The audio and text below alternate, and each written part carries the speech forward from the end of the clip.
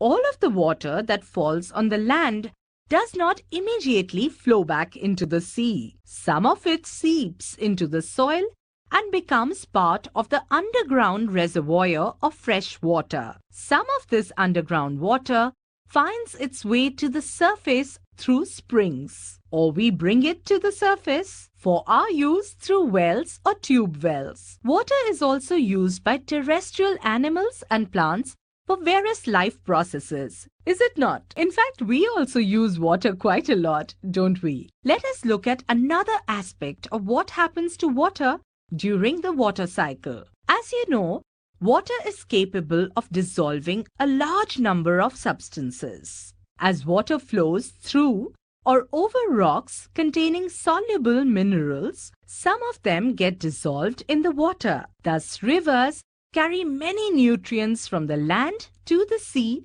and these are used by the marine organisms.